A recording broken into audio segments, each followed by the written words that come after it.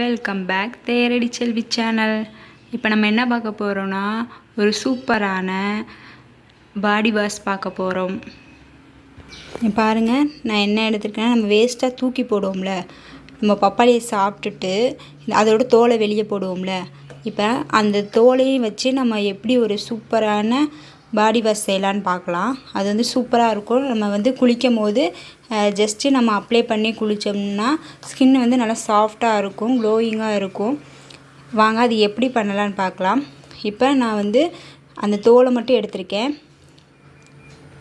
எல்லோரும் பப்பாளியை தான் யூஸ் பண்ணுவாங்க. பப்பாளி தோலை வேண்டான்னு தூக்கி போட்டுருவாங்க. இதை வச்சு நம்ம சூப்பராக ஒரு பாடி வாஷ் செய்யலாம். வாங்க இப்போ பாருங்கள், நான் கொஞ்சம் இதை சின்ன சின்ன பீஸாக வெட்டி போட்டிருக்கேன். இதை நீங்கள் நான் காய வச்சு நெக்ஸ்ட்டு வாட்டி நான் யூஸ் பண்ணுறதுக்காக வச்சுருக்கேன். இது மாதிரி நீங்கள் காய வச்சும் பண்ணிக்கலாம். ஆனால் இந்த மாதிரி தோலை உடனே நீங்கள் அதில் ஜூஸியாக இருக்கும் போதே நீங்கள் அரைச்சிட்டிங்கன்னா உடனே யூஸ் பண்ணிடணும். இந்த மாதிரி நீங்கள் நிழலில் காய வச்சு அரைச்சிங்கன்னா 1 மாதம் 2 மாதம் வரைக்கும் கூட அது அப்படியே இருக்கும். இப்போ இதோட நம்ம கடலை மாவு சேர்த்துக்கலாம். இங்கே பாருங்கள், நான் இந்த அளவுக்கு நான் கடலை மாவு எடுத்திருக்கேன். எனக்கு ஒரு நேரத்துக்குனால நான் இந்த அளவுக்கு எனக்கு போதும். இப்போ கடலை மாவு போட்டாச்சு. பாருங்கள், கொஞ்சோண்டு நான் கஸ்தூரி மஞ்சள் போட்டிருக்கேன்.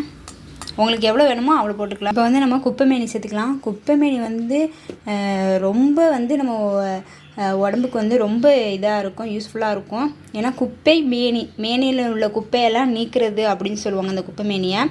இதை நான் இப்படி 1/4 டீஸ்பூன் போட்டிருக்கேன்.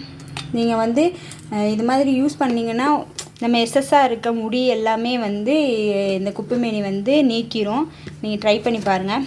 இதில் கொஞ்சம் தண்ணி ஊற்றாமல் நைஸாக அரைச்சிக்கலாம். இப்போ பாருங்கள், நான் பப்பாளி தோலை நல்லா அரைச்சி எடுத்துக்கிட்டேன்.